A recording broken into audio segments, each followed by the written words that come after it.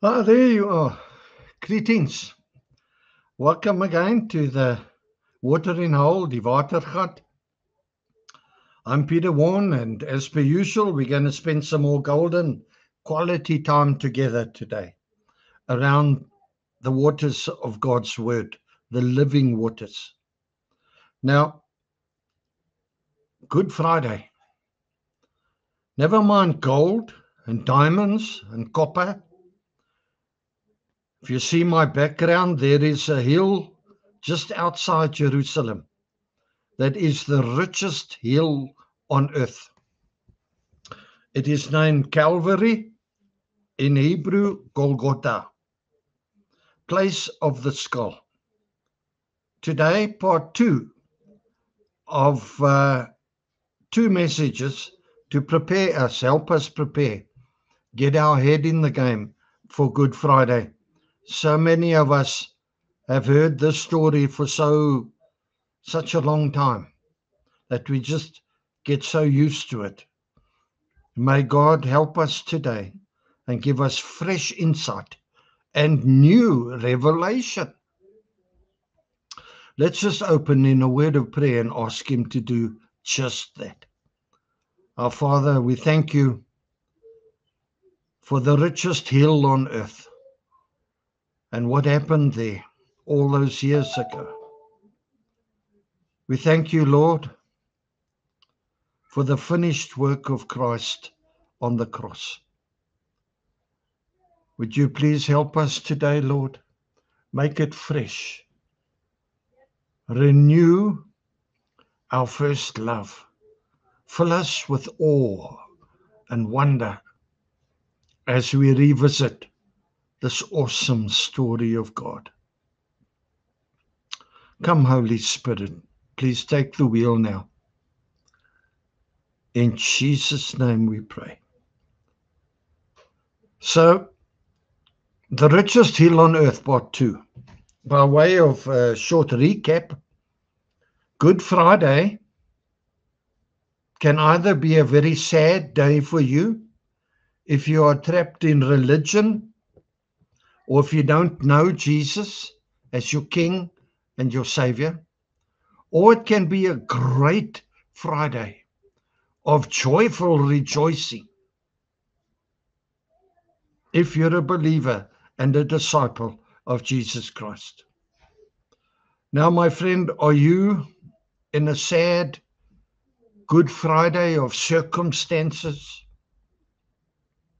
Well, let me tell you now, Sunday, Resurrection Sunday, is coming.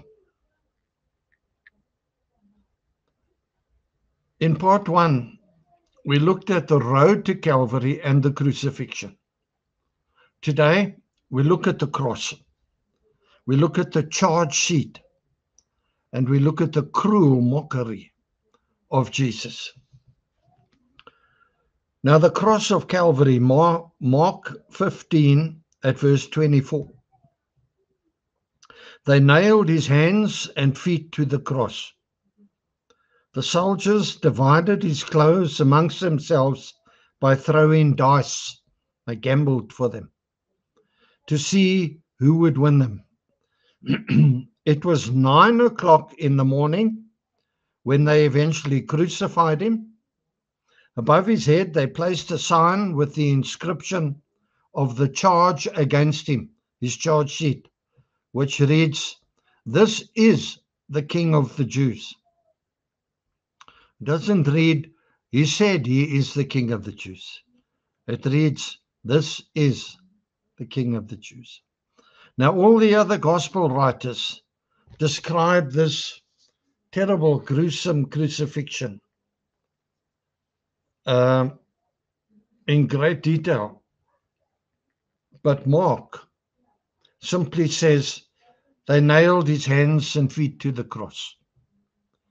You see, the readers of that day did not need more details. They knew very well how cruel crucifixion was. Crucifixion was introduced by the Romans, not by the Jews. It was a punishment thing. And it seems that the upright stakes were permanently planted in the ground and stayed there. And the condemned person was fixed to the crossbeam and then lifted up and fixed to the upright.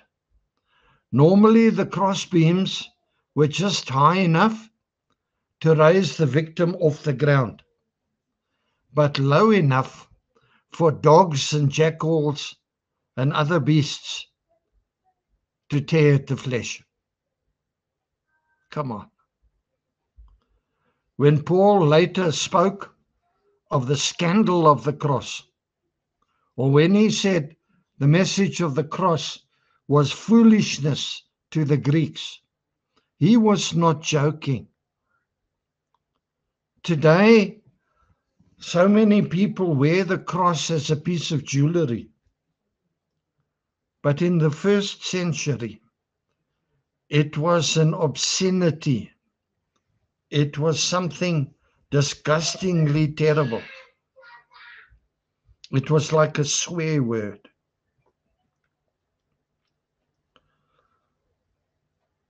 The clothes of the victim usually went to the executioners. John 19:23. When the soldiers had crucified Jesus, they took his garments and divided them into 4 parts, 1 part for each soldier. Also his tunic. But the tunic was seamless.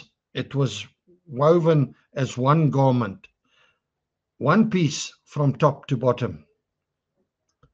John 19 verse 24 tells us that the garments were divided into 4 parts except the outer garment, and they cast lots for that. This fulfilled the prophecy in the Old Testament in Psalm 22 verse 18, written hundreds of years before the crucifixion. They are dividing up my clothes among themselves. They are rolling dice for my garments. How did he know that? Now, the charge sheet, the inscription above Jesus' head. He was charged with being the King of the Jews. Mark 15, verse 26. He had been sentenced to death. He went through a false trial and he received a death sentence as a politically subversive rebel, a threat to Caesar and to Roman power. That, in any way, is how the Romans explained it. The Jews were irritated by this charge sheet and wanted Pilate to change the wording. They didn't want to admit that Jesus is their king. Now, Pilate refused to change it.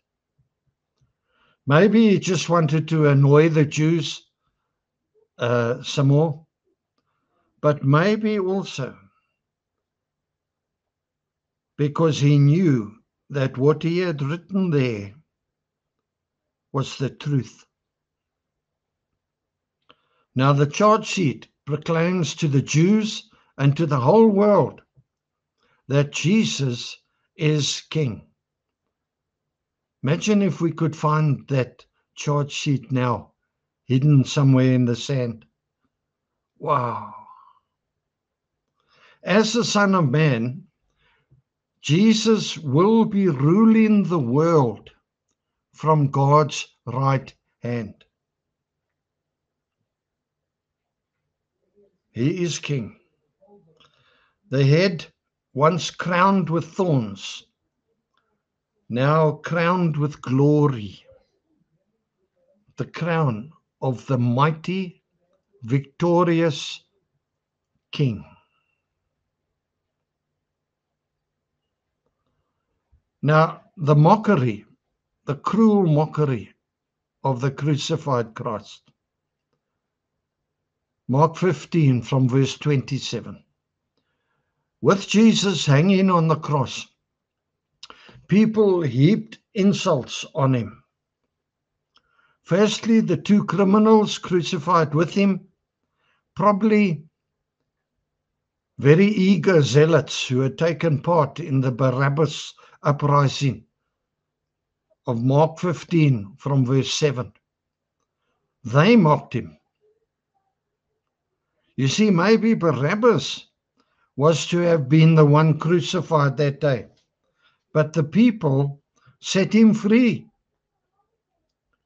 Our Lord took the place of Barabbas.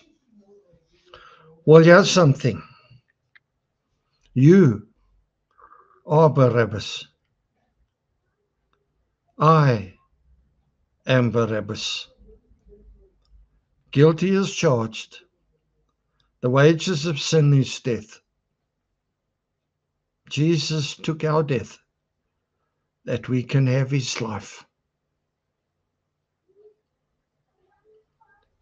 Those who walked past the cross also mocked Jesus. Mark 15:31 tells us the chief priests and the scribes joined them in mocking him. None of them realized that because he did not save himself is exactly why he can save us today. In Matthew 26:53, we read that Jesus tells Peter he could easily have called on 12 legions of angels to save him. What power! What power! We hear of people being killed in their tens of thousands by one angel. Now, if he brings 12 legions, 12,000, or how many?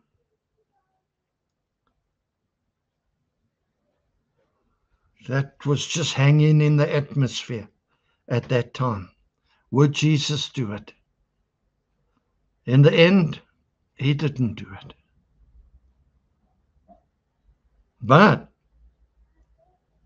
God did save him, raising him from the dead and delivering him from the powers of Hades. Because Jesus was willing to lose his life, he now saves others from eternal death. And that remains a permanent principle in the kingdom of God. You see, this life that we live, this is not it. This is not what it's all about. This is just a refining stage. This is a practice run. This is a Formula One qualifying sprint. This is not the real thing. The real thing is once you and I have left this world. You see, people need to understand that for every one of us, eternity has already begun.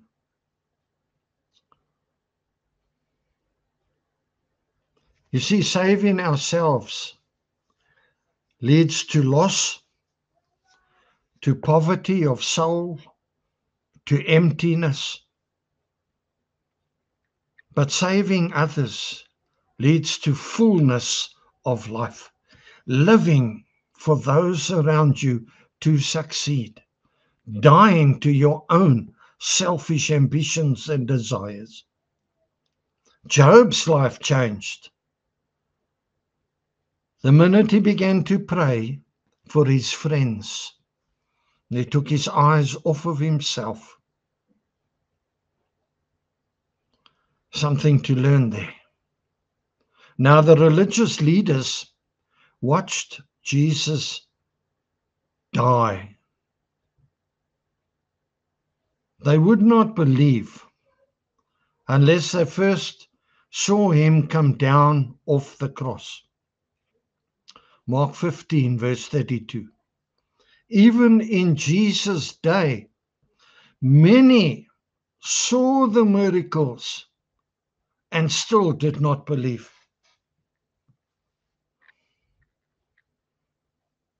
That, unfortunately, is the attitude of many unbelievers even today. We live in a world that says, if I see it, I'll believe it. But in God's kingdom, it works the other way. Believe, and you shall see. It's about faith.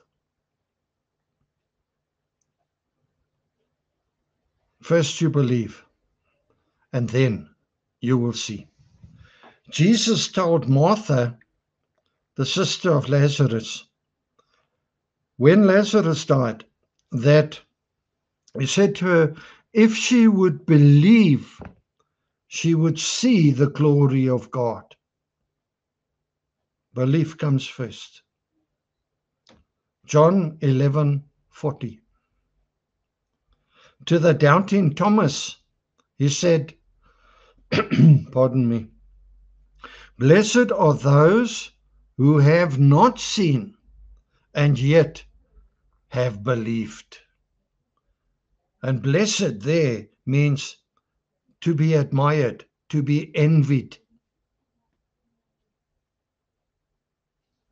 It is when we believe the gospel and put our trust in Christ and Christ alone that our questions begin to be answered. And everything begins to make sense. You see, you were not designed to be defeated by life. You were designed for victory. I tell you this in every message. Put your trust totally in Christ, not in Christ plus the Virgin Mary or Christ plus your money in the bank, Christ plus your wealthy father. No, man. Christ plus your muscles. Christ and Christ alone. He is trustworthy. He will forgive all your sin, cover your past, give you new life. He will turn this Good Friday into a great Friday. I encourage you today, come to Calvary. It is indeed the richest hill on earth. As we come to pray now, I want to encourage you. If you don't know Jesus as your King and your Savior, but if you know that your life is not right and you need to make right, even if you don't know too much about Jesus, or if you don't know if he's real even, there where you are today is your day. Ask him, Jesus, if you are real, will you please reveal it to me in a way that I will understand and that I will know you're alive. And you keep doing that. God doesn't listen to just your words. He's reading your heart. He knows if you really mean it, if you're really searching for him. if you're seeking his answers. And then when he does reveal himself to you, find a Christian leader or a pastor or something and walk a road with them. They will help you from the Bible, from the Word, with all your other questions. But for all of us now, let us respond. What a great day. What a great day. They crucified him at 9 a.m. and apparently he died at 3 p.m. In those 6 hours of darkness, he did business with his Father for every single person. And so somewhere in those hours, your name was on his lips.